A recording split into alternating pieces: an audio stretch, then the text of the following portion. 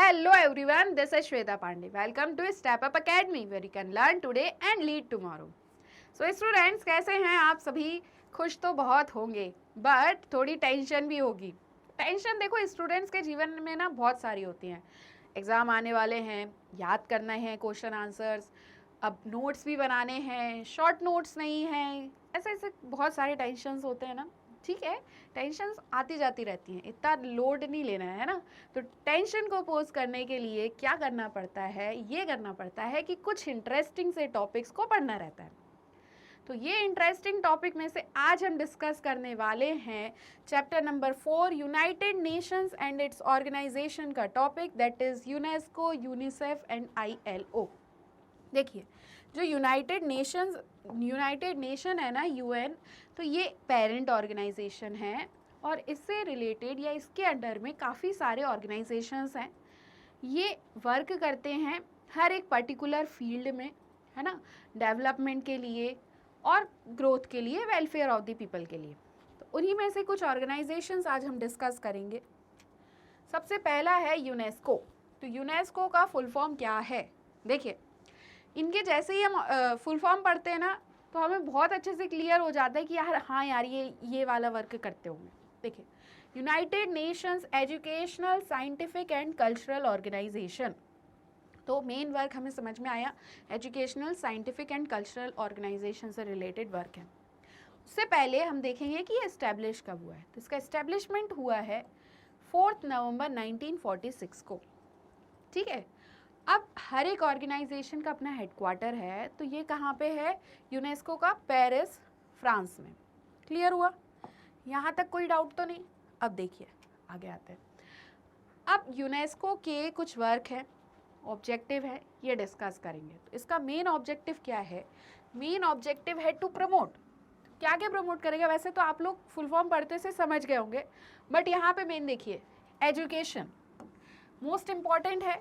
Education, तो यहाँ पे जो यूनेस्को है वो प्रमोट कर रहा है एजुकेशन को, नेचुरल साइंस को, सोसाइटी, समाज को, एंथ्रोपोलॉजी और कल्चर एंड कम्युनिकेशन को. ये सारे जितने भी लिखे हुए हैं, इन सबको प्रमोट करने का काम किसका है या मेन ऑब्जेक्टिव किसका है? यूनेस्को का है. क्लियर हुआ?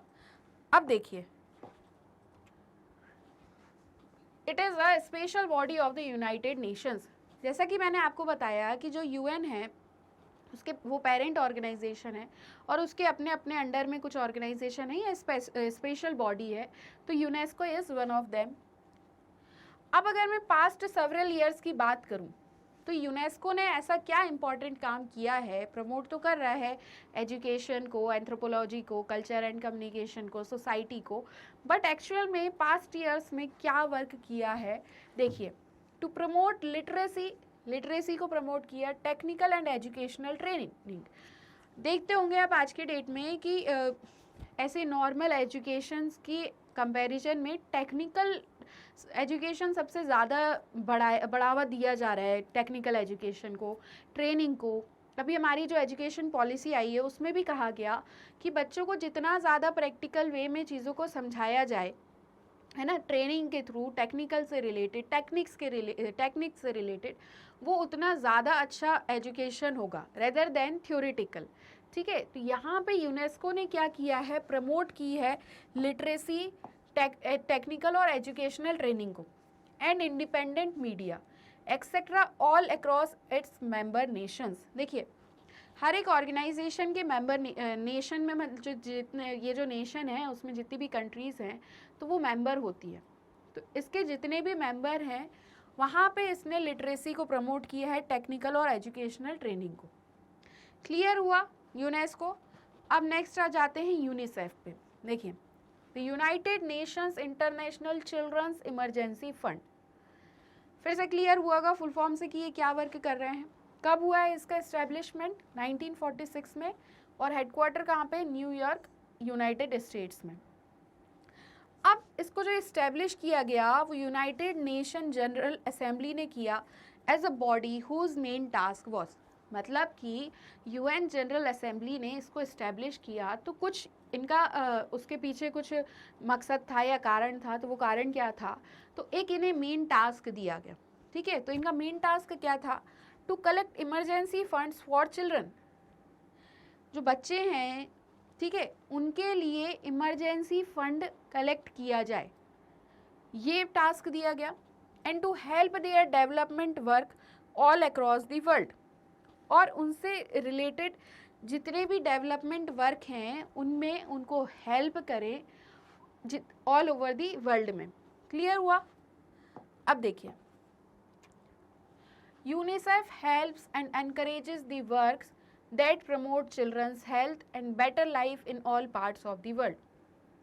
यूनिसेफ ऐसे वर्क को हेल्प करता है, मदद करता है और एनकरेज भी करता है जो बच्चों की हेल्थ से रिलेटेड वर्क को प्रमोट कर रहे हैं या फिर बेटर लाइफ के लिए। मतलब ऑल ओवर वर्ल्ड में जहाँ कहीं भी बच्चों से रिलेटेड हेल्थ पे फोकस किया जा रहा है, प्रमोट किया जा रहा है, वहाँ पे यूनिसेफ हेल्प भी करेगा और एनकरेज भी करेगा। UNICEF has been working successfully in almost all 193 countries of the world. World में बहुत सारी कंट्रीज़ हैं, उनमें से 193 कंट्रीज़ में यूनिसेफ सक्सेसफुली वर्क कर रहा है। समझ रहे हैं? जो यूनाइटेड नेशन है, नाम ही दिया गया है, और इसके अंडर में ये जो स्पेशल बॉडी है, ये सिर्फ पर्टिकुलर एक कंट्री के लिए वर्क नहीं कर रही है, ये ऑल ओवर वर्ल्ड में वर्क कर रही हैं, और कंट्रीज़ के लिए नहीं, स्पेशल जैसे कि एजुकेशन और साइंटिफिक देखा हमने यूनेस्को में, तो वहीं यूनिसेफ क्या कर रहा है कि चिल्ड्रन से रिलेटेड हेल्प जो भी हो सकती है, जितना इनकरेज किया जा सकता है, ये work UNICEF all over world में कर रहा है 193 कंट्रीज़ में। अब आता है हमारा ILO, मतलब कि इंटरनेशनल लेबर ऑर्गेनाइजेशन। समझ आ गया वर्ड सुन के, है ना, पूरा फुल फॉर्म सुन के कि क्या होता है ILO। इसे इस्टेब्लिश किया गया अक्टूबर 1919 में। इसका हेडक्वार्टर कहाँ पे है? जेनेवा, स्विट्ज़रलैंड में।